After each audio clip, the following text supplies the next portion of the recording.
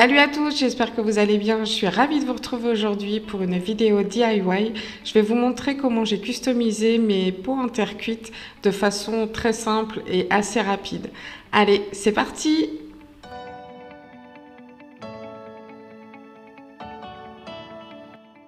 Pour ce DIY, j'ai utilisé des petits pots en terre cuite que vous pouvez trouver dans n'importe quelle jardinerie.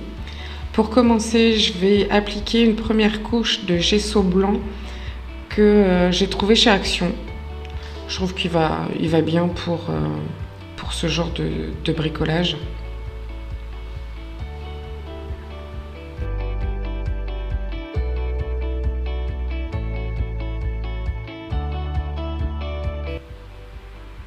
Alors pas besoin que ça soit super parfait ou qu'il y ait une couche super épaisse, hein. C'est juste une sous-couche d'accroche. Donc j'en mets bien partout. Ainsi que sur les bords et à l'intérieur du pot, enfin pas tout le pot, hein, je fais juste quelques centimètres à l'intérieur parce que bien sûr c'est un endroit qui va se voir après quand vous aurez votre plante dedans.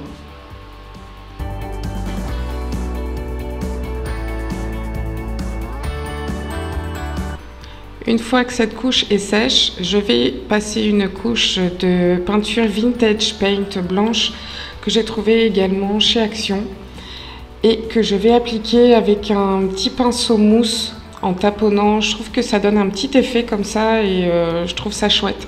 Après, avec un pinceau, vous pouvez bien sûr le faire avec un pinceau, mais j'aime un peu moins parce que on voit les démarcations un peu du pinceau. Et là, je trouve que ça fait un petit effet relief comme ça, qui est assez sympa.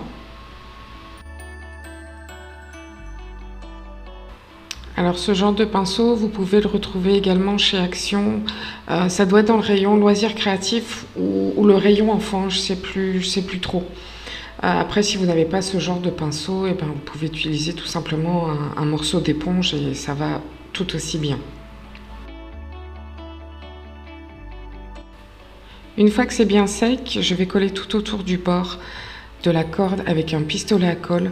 Alors n'hésitez pas à acheter de la bonne colle, surtout pour ce genre de DIY, parce que j'ai déjà testé pas mal de colle qu'on trouve dans les rayons de loisirs créatifs, notamment celle de chez Action qui est pour moi en tout cas une vraie catastrophe. Ça colle pas, ça sèche très vite, enfin ça va pas du tout. Donc n'hésitez pas à acheter votre colle dans les magasins de bricolage. Je trouve personnellement qu'ils vont beaucoup mieux. Je vous mettrai en barre d'infos la colle que j'utilise tout le temps. Il me semble que c'est la colle Ironside. Et franchement, elle va super bien, quoi. Mais les colles que vous trouvez généralement en rayon loisirs créatifs, elles sont pas franchement top. Et vous allez vite galérer et ça va pas aller, quoi.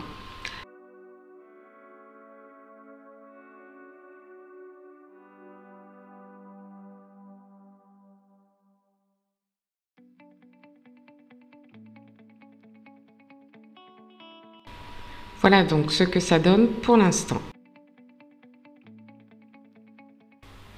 Je vais maintenant utiliser de la peinture Home Déco, toujours de chez Action, dans les tons un peu vert mint, que je vais diluer avec un peu d'eau pour que ça soit un peu plus transparent. Et je vais passer avec un pinceau des petits traits comme ça, grossièrement. Alors ici, j'utilise un pinceau qui vient de chez Ikea.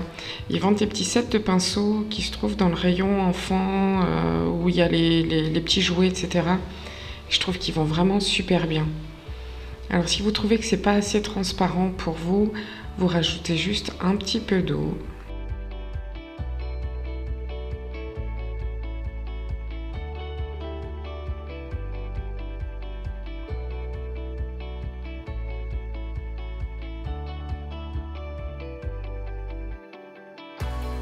Voilà ce que ça donne.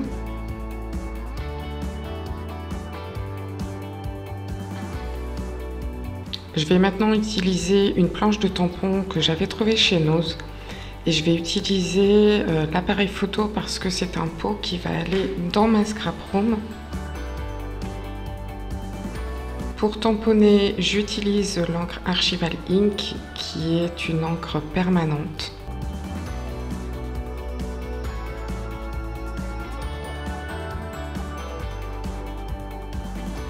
Avant de tamponner, assurez-vous bien que votre peinture est bien sèche, sinon ça risque de baver. N'hésitez pas à mettre bien de l'encre partout sur votre motif parce que vous n'aurez le droit qu'à une seule chance. Bon, maintenant, si vous ratez votre tamponnage, il suffit juste de prendre une petite lingette avec de l'eau, de l'enlever rapidement. Ça va s'enlever assez facilement et puis il va falloir repasser de la peinture verte avant de refaire votre tamponnage. C'est la partie assez délicate du DIY puisque le pot n'est pas droit, hein, il est arrondi. Donc il faut y aller vraiment délicatement. Et voilà ce que ça donne. Alors pour aller plus vite, j'ai utilisé mon heat gun parce qu'il faut vraiment s'assurer que le tampon soit bien sec pour pouvoir retamponner un autre motif. Ici j'ai utilisé une planche de chez Simple Story. C'est déjà une ancienne collection, on doit avoir au moins 3 ans. Et puis je vais retamponner quelques petits motifs.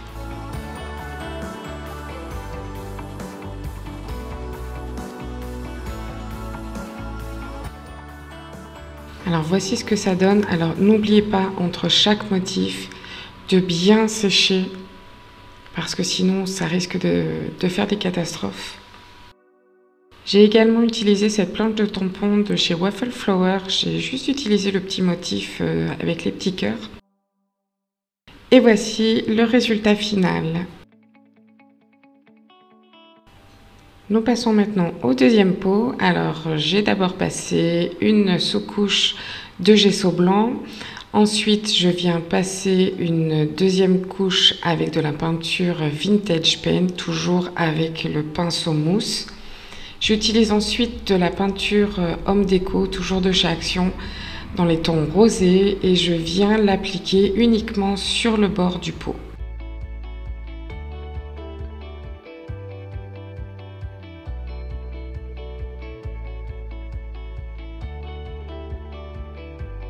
Voici ce que l'on obtient pour le moment.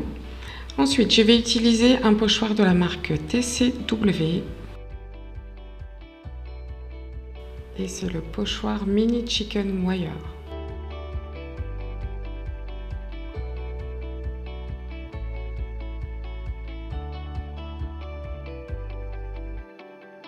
Je pose le pochoir à l'endroit voulu et je vais venir le maintenir avec du scotch de masquage. Faites attention que votre scotch ne colle pas trop fort. Donc moi pour ça, je le colle d'abord une fois sur ma peau et je vais venir le décoller pour qu'il colle moins fort en fait, pour éviter d'abîmer la peinture.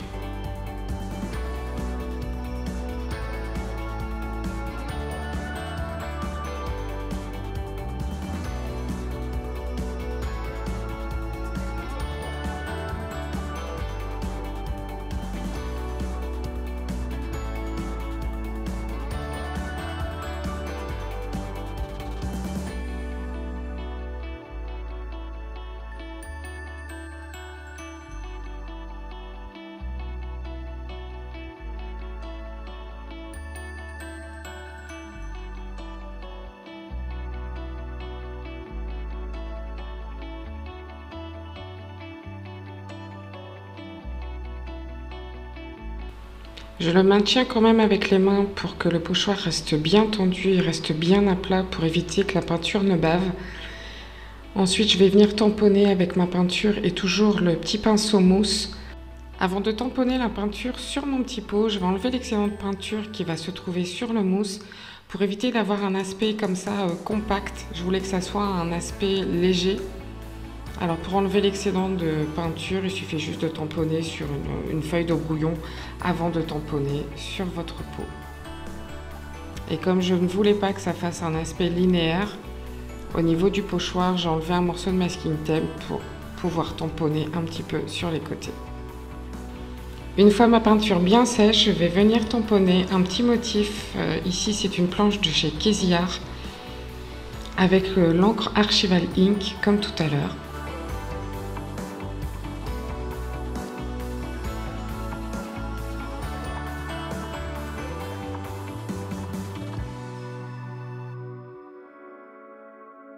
Et comme tout à l'heure, n'oubliez pas de mettre de l'encre bien partout sur votre motif.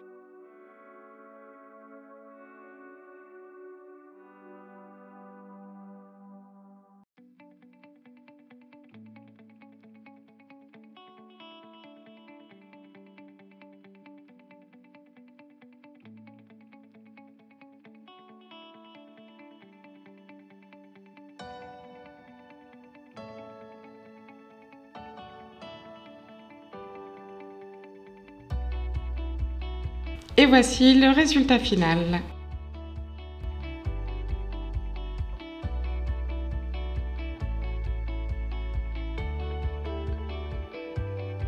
Et pour le dernier pot, j'ai également utilisé la peinture Vintage Paint blanche.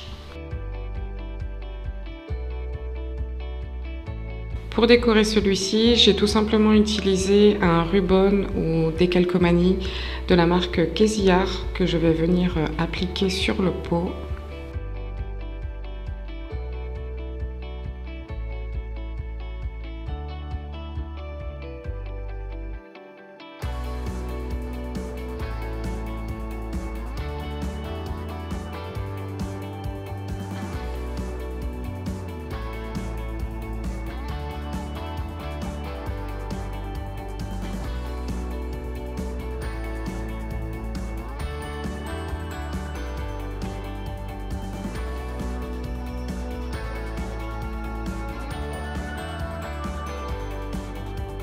Alors je maintiens bien le décalcomanie sur le pot afin qu'il n'y ait pas de décalage quand je vais venir gratter avec le petit bâtonnet.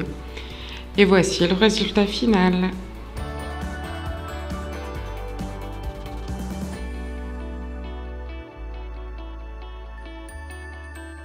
Une fois tous mes pots terminés et bien secs, je vais venir appliquer une couche de vernis mat que j'ai trouvé également chez Action et qui va très bien pour cet usage, afin de protéger mes pots tout simplement.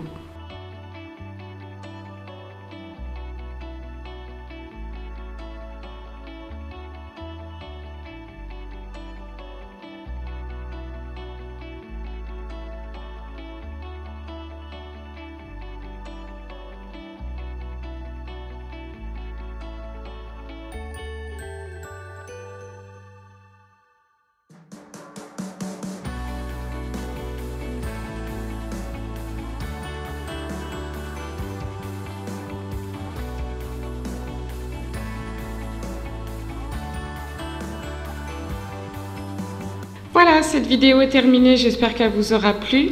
Moi, je vous dis à bientôt. D'ici là, portez-vous bien. Bisous, bisous!